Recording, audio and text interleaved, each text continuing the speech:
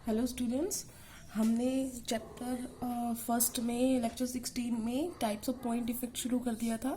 उसमें हमने stoichiometric defects complete कर लिया था। उसमें हमने vacancy, interstitial and Schottky and Frenkel कर लिया था। शॉर्टकी एंड फ्रैंकल बहुत इंपॉर्टेंट था, याद भी होगा आपको। शॉर्टकी वैकेंसी डिफेक्ट था, नंबर ऑफ कैटायंस और number of anions equal number में क्रिस्टल से बाहर चले जाते थे। और फ्रैंकल के अंदर वैकेंसी प्लस इंटरस्टिशियल दोनों थे। वैकेंसी इस वजह से कि जो कैटायन जाता था उसकी वजह से वैकेंसी क्रिएट होती थी और वो जाके इंटरस्टिशियल स्पेस में ही चला जाता था। तो दोनों इफेक्ट होते थे इसके अंदर, वैकेंसी एंड इंटरस्टिशियल। आज हम जो बात करने जा रहे हैं वो है सेकंड, इम्प्योरिटी डिफेक्ट्स के बारे में। इम्प्योरिटी डिफेक्ट्स क्या होता है? देखो, नाम से पता चल रहा है कि इम्प्योरिटी है, इसका मतलब कुछ चीज है उसमें कोई और चीज ऐड कर दी गई है। फॉर एग्जाम्पल, अगर हमारे पास NaCl है, ठीक है, NaCl का परफेक्ट क्रिस्टल होता है, स्ट्रक्चर भी करवा रखी है आपको। इसको मेल्ट करके अगर मैं थोड़ी अमाउंट में, मान लो मैं स्ट्रोंशियम क्लोराइड डाल दूं, देखो क्लोरीन क्लोरीन तो सेम है, ये तो एडजस्ट है, लेकिन ये स्ट्रोंशियम है, ये सोडियम है। तो कुछ जो है सोडियम की साइड स्ट्रोंशियम द्वारा ले ली जाएंगी, बहुत थोड़ी मात्रा में डाला जाता है। तो ये समझ लो तुम कि अगर 1000 है तो कोई एक स्ट्रोंशियम चला जाए वहां पर। तो इसका मतलब क्या हो गया कि क्रिस्टल किसका था? NaCl का, डाल दिया कोई और।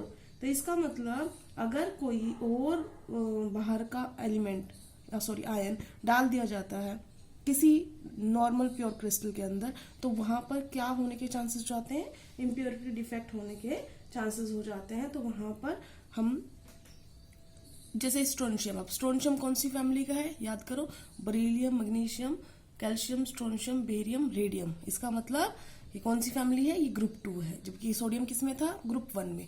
हुआ क्या? आप देखो, हमारे पास मान लो 2 सोडियम की वैकेंसी, यहाँ पे Na+ है, यहाँ पे Na+ है। जब स्ट्रोंशियम ऐड किया गया, स्ट्रोंशियम है 2+, ठीक है ना।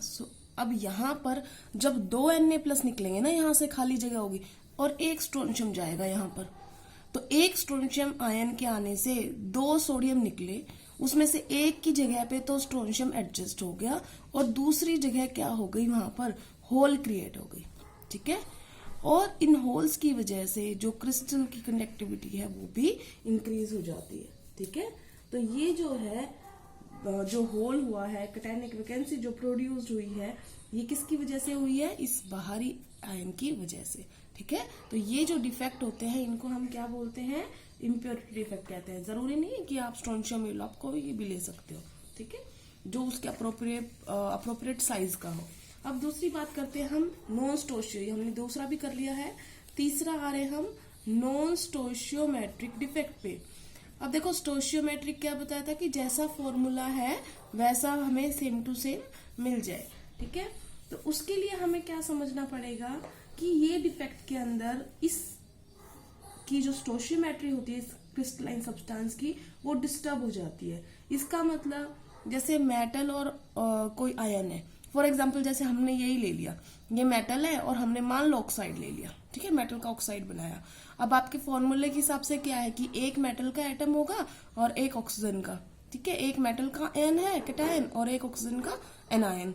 तो ये तो क्या होना चाहिए? 100 अगर इसके कैटायन है तो 100 इसके एनायन होने चाहिए, दोनों बराबर होंगे, तो स्टोशियोमेट्री मेंटेन है। लेकिन उस दिन भी बताया था आपको कि अगर मेटल का कैटायन ज्यादा हो जाता है तो वो मेटल एक्सेस डिफेक्ट हो जाता है, अगर ऑक्सीजन का एनायन ज्यादा हो जाता है तो वो मेटल डेफिशिएंसी डिफेक्ट हो जाता है।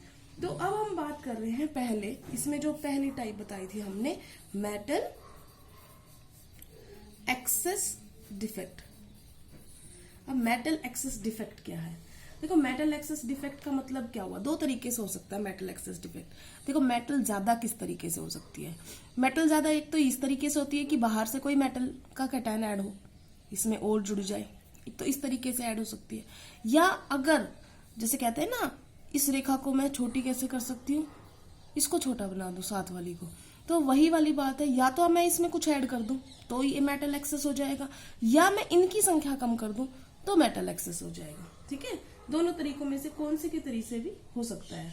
ज्यादातर जो होगा, इसका एग्जाम्पल आपने देखा होगा मेटल एक्सेस डिफेक्ट का, जो नमक है हमारा, वह नॉर्मली व्हाइट कलर का होता है, ठीक है, लेकिन थोड़े दिन बाद जब वो पुराना होने लगता है तो कभी कभी येलो कलर का पड़ जाता है वो, ठीक है। तो अब कोई आपसे पूछेगा येलो कलर क्यों आया है, तो वो आपने बताना है क्यों आया है, that is the reason metal excess defect. अब इसको समझने की कोशिश करते हैं कि कैसे क्या होता है। जैसे फॉर एग्जाम्पल कोई NaCl है या KCl है, ज्यादातर ये हाईलाइट दिखाते हैं इसको मेटल एक्सेस डिफेक्ट को। अब मान लो हमने NaCl का एग्जाम्पल ले रहे थे, NaCl को हमने हीट किया, ठीक है, सोडियम के वेपर में हीट किया गया है, सोडियम के वेपर में, ठीक है। तो अब क्या होगा, सोडियम एटम तो डिपॉजिट होना शुरू हो गए उसके सरफेस के ऊपर, ठीक है।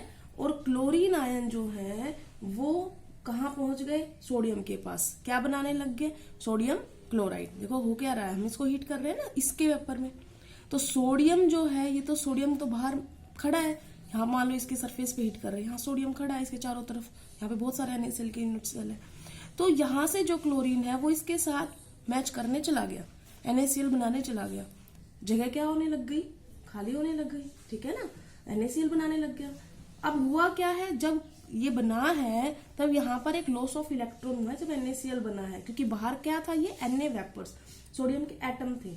तो सोडियम के एटम कैसे बनता है NaCl, सोडियम अपना एक इलेक्ट्रॉन देता है तो ये बनता है ना। Cl तो यहाँ से Cl माइनस होके ही गया है, तो ऑलरेडी Cl माइनस है, तो Cl माइनस Na प्लस मिलेंगे तो क्या बन गया, NaCl।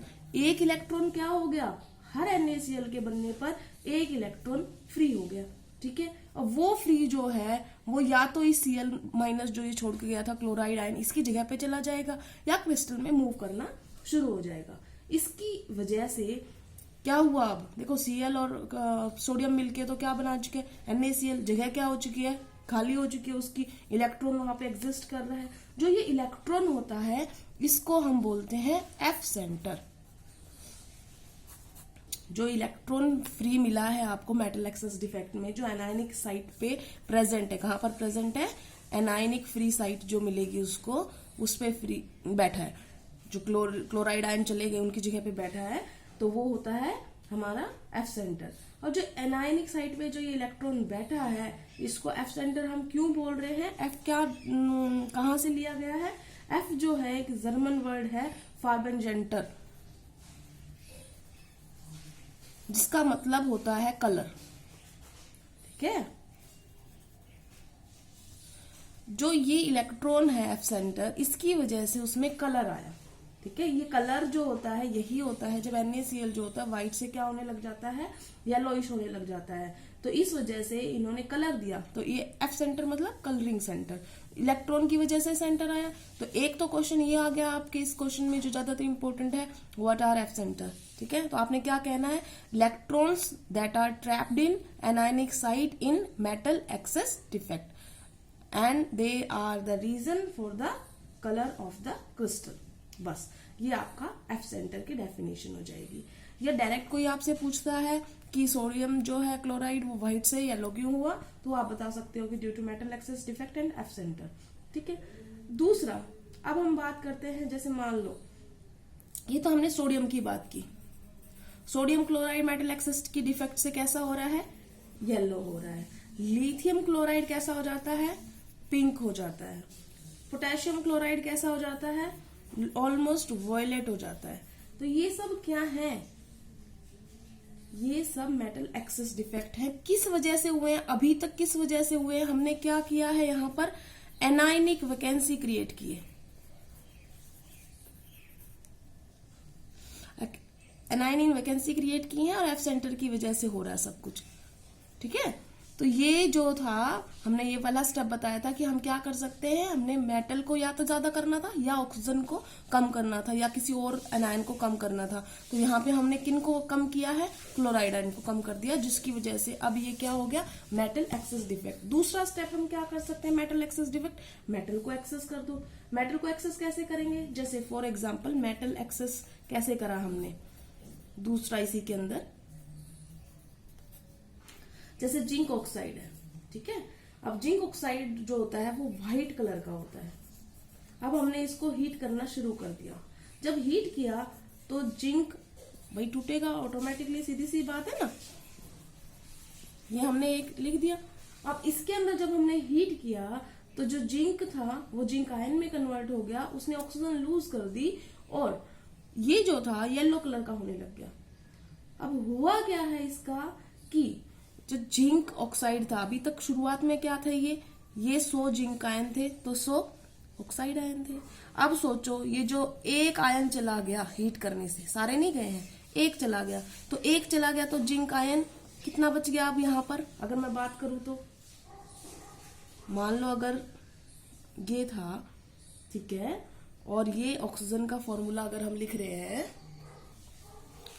अब हम लिख रहे हैं ऑक्सीजन का, तो शुरुआत में क्या थी कंडीशन, बिफोर इसकी बात कर रही हो, पहले क्या था, एक जिंक था एक ऑक्सीजन था। अब क्या हो गया, एक जिंक तो ऐसे का ऐसा रहा है, लेकिन ये क्या बनी है, ऑक्सीजन गैस, ये तो उड़ जाएगी ना, उड़ जाएगी तो इसका मतलब एक ऑक्सीजन का O2 हाफ लिखा है बेटा, तो ऑक्सीजन का एक गया है ना, तो एक गया है, तो इसका मतलब पहले अगर ये 1 था तो ये कितना रह गया वहां पे, 1 प्लस जितना भी था x, मान लो अगर हम इनको x मान लेते हैं, ये x था ये x था, तो ये भी x है ये भी x है, ये x प्लस 1। कहने का मतलब एक एक्सेस ये फालतू हो गया, क्योंकि ये तो कहीं नहीं गया क्रिस्टल में, ये तो जिंक आयन वहीं पे पड़ा है, लेकिन ऑक्सीजन क्या है छोड़ के चला गया, तो ये इसकी मात्रा ऑटोमेटिकली क्या हो गई, ज्यादा हो गई। तो ये हो गया हमारा मेटल एक्सेस डिफेक्ट। इसी तरीके से हम कर सकते हैं मेटल डेफिशिएंसी डिफेक्ट, जो हम कल स्टडी करेंगे। आज आपने सिर्फ मेटल एक्सेस डिफेक्ट करना है और ये अच्छी तरीके से लिखना है। इसमें आज आपने लिखना क्या क्या है, पहली बात इम्प्योरिटी डिफेक्ट तो आप नॉर्मल लिख ही सकते हो, नॉर्मल डेफिनेशन है, क्रिस्टल के अंदर कोई बाहरी फॉरेन आयन डाले हैं। नॉन स्टोशियोमेट्रिक के अंदर मेटल एक्सेस डिफेक्ट में आपने लिखना है एक बार due to an ion vacancy, तब ये एग्जाम्पल लिखने हैं, और फिर लिखना है आपने due to presence of extra cation, ये मेटल एक्सेस है, मेटल का आयन ज्यादा हो गया इस वजह से मेटल एक्सेस डिफेक्ट हुआ। तो ये 2 स्टेप में आपने लिखना है। Thank you class.